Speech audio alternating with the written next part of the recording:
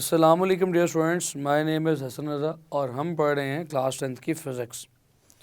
Students, हम काफ़ी दिनों से जब ट्रांसवर्स वेव को डिस्कस कर रहे थे तो हर डिस्कशन के टाइम पे मैं आपसे एक एग्जांपल लेता था कि एक वाटर टैंक को ऑब्ज़र्व करें।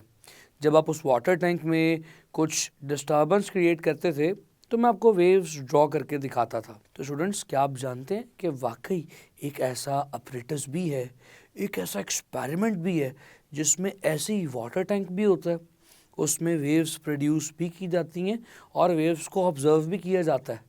इस अपरेटस को रिपल टैंक कहते हैं। तो हमारे आज के लेक्चर में जो चीज़ डिस्कस होने जा रही है इसका नाम है रिपल टैंक। तो चलिए रिपल टैंक को डिस्कस करते हैं। तो स्टूडेंट्स, रिपल टैंक क्या है? रिपल टैंक की डेफिनेशन आपके सामने भी लिखी आ रही है, बुक पे भी लिखी है।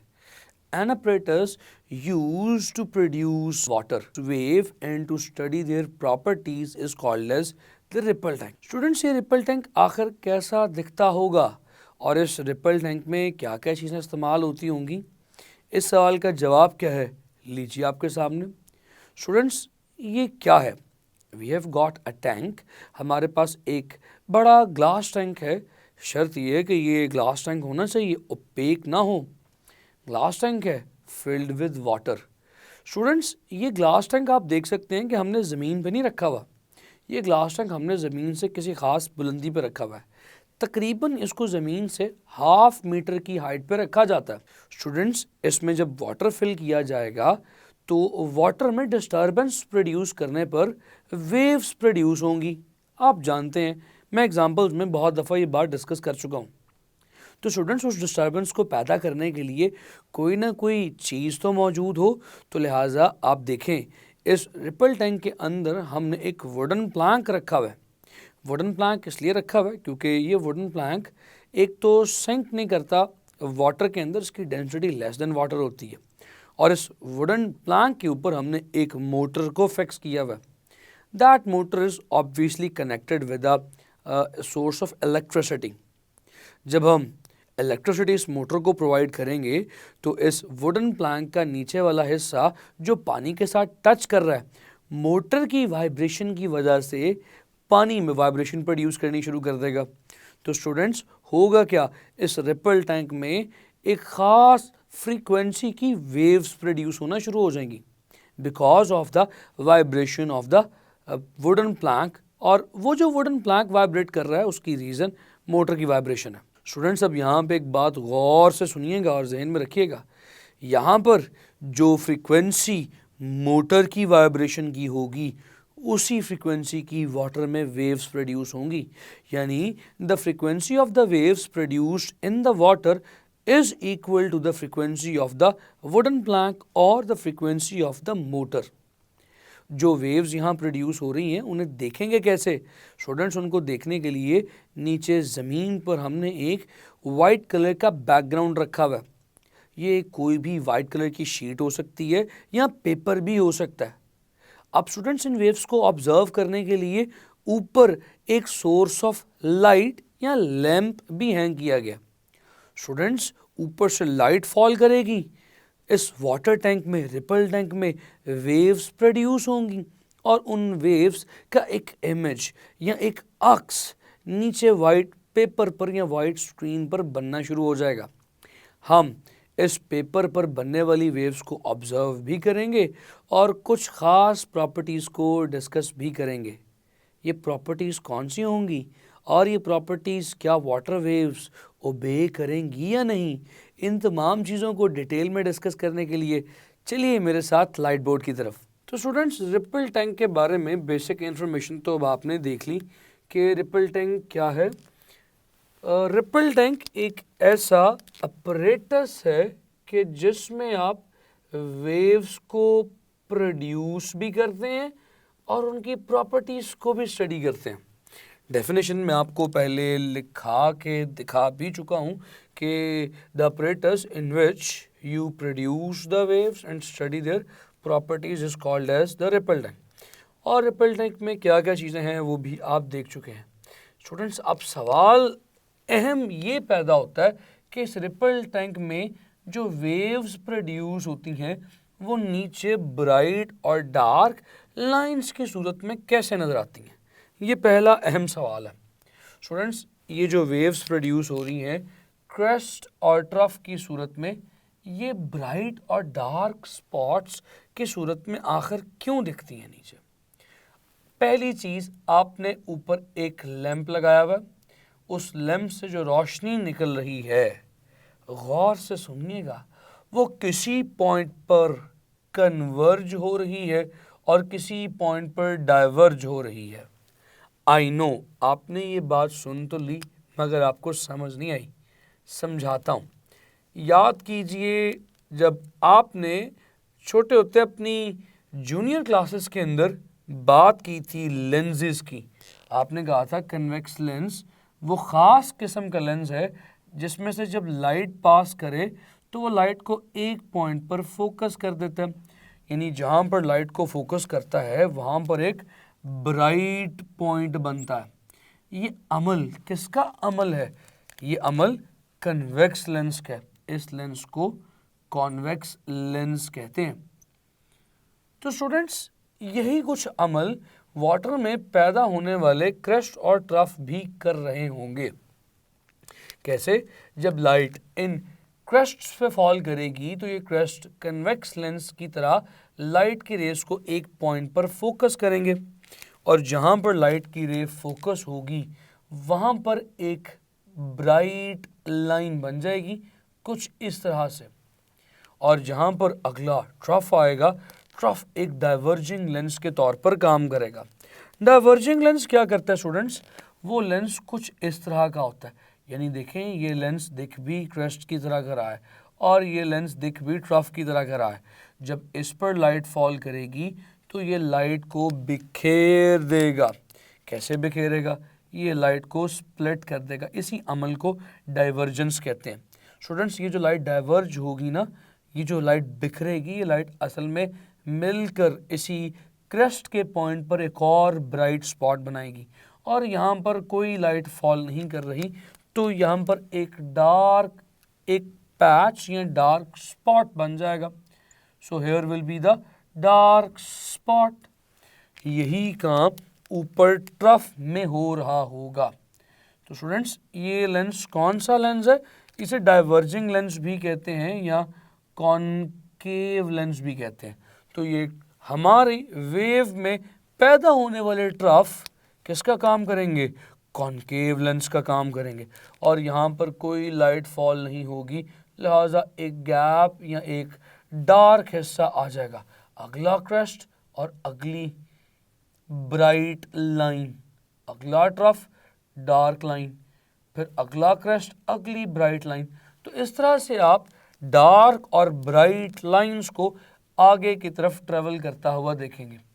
ये डार्क और ब्राइट लाइंस किसी भी वेव के क्रेस्ट और ट्रफ को रिप्रेजेंट कर रही होंगी। स्टूडेंट्स, याद रखिए, एक नई टर्मिनोलॉजी समझाने लगा हूँ। ये जो एक वेव में क्रेस्ट प्रोड्यूस हो रहा है, क्रेस्ट कब प्रोड्यूस होता है students?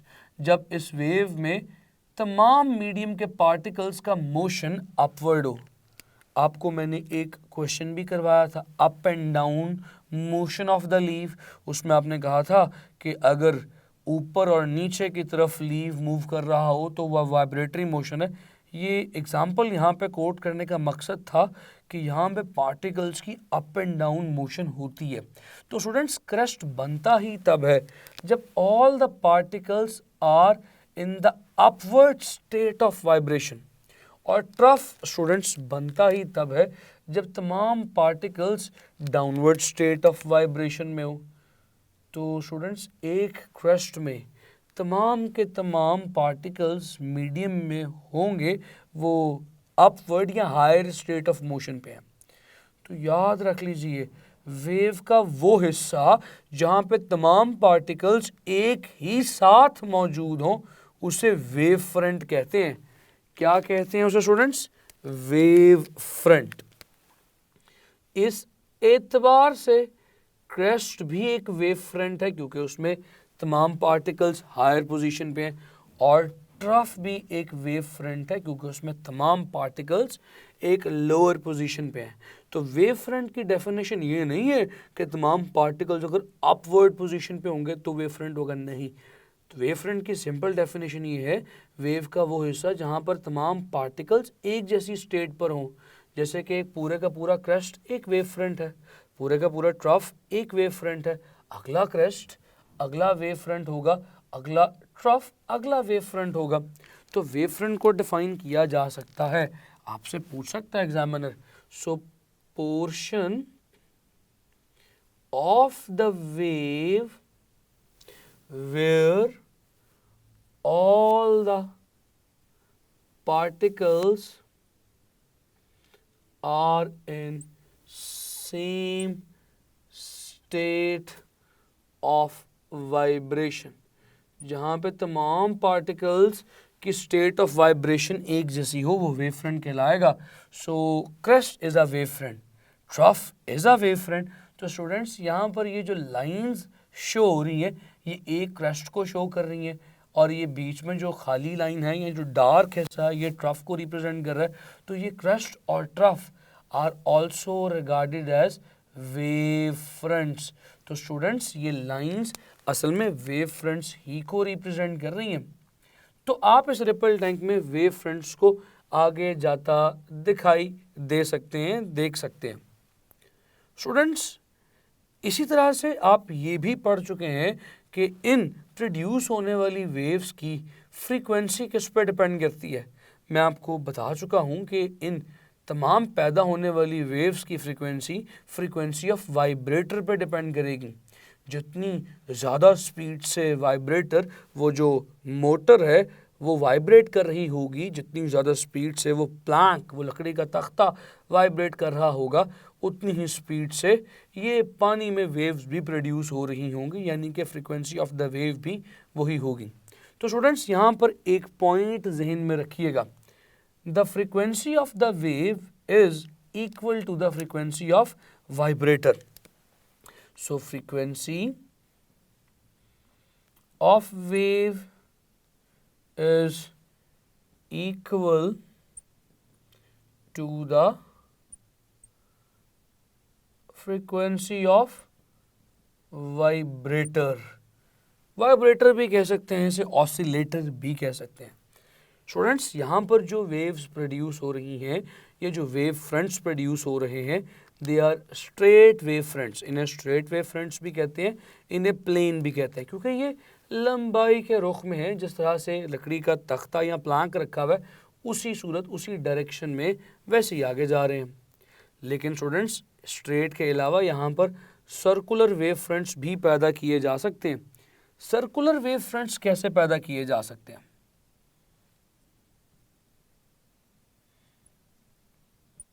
Students circular wave fronts कैसे पैदा किए जा सकते हैं, चलिए मैं आपको सिखाता, समझाता और बताता भी हूँ। स्टूडेंट्स अगर इस लकड़ी के तख्ते को उठा लिया जाए तो अब इस लकड़ी के तख्ते की जगह एक पत्थर के साथ एक धागा बांध के लटका दिया जाए, वो स्टोन, वो पत्थर जब पानी में डिप होगा तो पानी में जो वेव्स प्रोड्यूस करेगा वो गोल गोल या सर्कुलर प्रोड्यूस करेगा।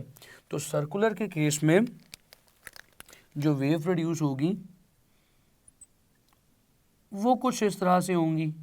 ये देखिएगा स्टूडेंट्स, अब सेंटर जहाँ पर वो स्टोन जाकर पानी को टच कर रहा होगा वो सेंटर ऑफ द वेव्स होगा, यानी वहाँ से वेव्स ओरिजिनेट होना शुरू होंगी। तो जहाँ पर जाकर लगा, अब मैं ऊपर से एक व्यू दिखा रहा हूँ आपको, वहाँ पर कुछ ऐसी वेव्स पैदा होनी शुरू होंगी लाइक दिस। तो स्टूडेंट्स अब जो वेव्स प्रोड्यूस हो रही है वो स्ट्रेट नहीं है, वो सर्कुलर वेव्स प्रोड्यूस हो रही हैं। तो सर्कुलर वेव्स कैसे प्रोड्यूस हो सकती हैं students? Circular waves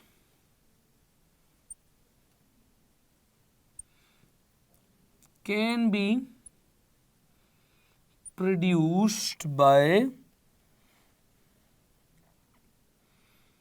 putting the stone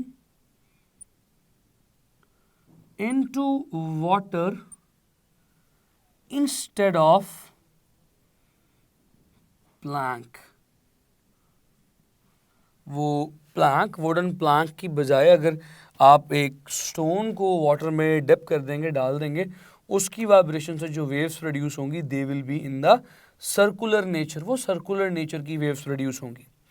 तो स्टूडेंट्स यहाँ तक तो आपने जो बातें सुनी वो इंतहाई बेसिक बातें थीं जो किसी भी रिपल टैंक में प्रोड्यूस होने वाली वेव्स को डिफाइन कर रही हैं, उनकी नेचर को बता रही हैं। हम सीख चुके हैं कि वेव फ्रंट क्या है, ये वेव फ्रंट स्ट्रेट कब होगा और यही वेव फ्रंट सर्कुलर कब होगा। स्टूडेंट्स अब बात आती है सबसे पहली कि इन पैदा होने वाली वेव्स से इनकी प्रॉपर्टीज़ को कैसे डिस्कस किया जाता है। जिस तरह से मैंने अभी आपसे कहा था कि रिपल टैंक में आप प्रॉपर्टीज़ ऑफ वेव्स को भी डिस्कस करते हैं, प्रॉपर्टीज़ ऑफ वेव्स को एग्जैक्टली विजुअलाइज भी कर सकते हैं। और प्रॉपर्टीज़ ऑफ वेव्स में पहली प्रॉपर्टी कौन सी है स्टूडेंट्स? थोड़ी सी एक्सप्लेनेशन आज दूंगा, लेकिन ये प्रॉपर्टी होती कैसे है ये आपसे डिस्कस करूंगा अगले लेक्चर में। स्टूडेंट्स ये पहली प्रॉपर्टी है reflection. Reflection of wave. Students wave की रिफ्लेक्शन से क्या मुराद है? स्टूडेंट्स वेव्स की रिफ्लेक्शन से मुराद ये है कि अगर कोई वेव किसी एक मीडियम में ट्रेवल कर रही हो और मीडियम में ट्रेवल करते करते किसी दूसरे मीडियम से जा टकराए, तो टकरा कर अगर वापस आ जाए तो रिफ्लेक्शन कहलाएगी। सिंपल, अभी वाटर वेव्स का कोई जिक्र नहीं कर रहा, रिपल टैंक का कोई जिक्र नहीं कर रहा, सिंपल कॉन्सेप्ट देने लगा हूँ रिफ्लेक्शन का लफ्जी मतलब बताने लगा हूँ। फिर ये भी बताऊँगा कि रिपल टैंक में रिफ्लेक्शन कैसे होती है। स्टूडेंट्स मिसाल के तौर पे अगर सामने एक ग्लास की सरफेस हो या लेट्स से मिरर की सरफेस हो और यहाँ से लाइट आकर इस मिरर को टकराए, तो इस मिरर के सरफेस पे लाइट का आके टकराना क्या कहलाएगा? इस अमल को इंसिडेंट कहते हैं, incident of wave.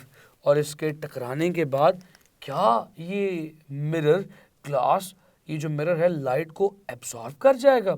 Obviously not. होगा क्या? ये मिरर इस रे ऑफ लाइट को रिफ्लेक्ट बैक कर देगा, वापस भेज देगा। मैंने क्या लफ्ज़ बोला? Reflect back. इस अमल को रिफ्लेक्शन कहते हैं। सो अब जो इंसिडेंट के बाद होगा उसे रिफ्लेक्शन कहेंगे। सो लाइट की रे जिस मीडियम में आ रही थी वो मीडियम नंबर 1 था, जब इस ग्लास की सरफेस पे टकराई ये मीडियम नंबर 2 था, टकरा कर मीडियम नंबर 1 में वापस चली गई, तो ये अमल क्या कहलाया students?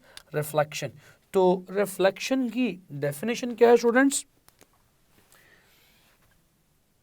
The bouncing back of one wave when it hits the surface of other medium is called reflection। इसे रिफ्लेक्शन बोलते हैं। तो स्टूडेंट्स लीजिए, रिफ्लेक्शन क्या है मैं आपको बता चुका हूँ, लेकिन रिपल टैंक में रिफ्लेक्शन कैसे होती है वेव्स की ये अभी नहीं बताऊंगा, लेकिन आने वाले अगले लेक्चर्स में अपना बेइंतहा ख्याल रखें। मिलते हैं अगले लेक्चर में। सी यू नेक्स्ट टाइम। खुदा हाफिज़।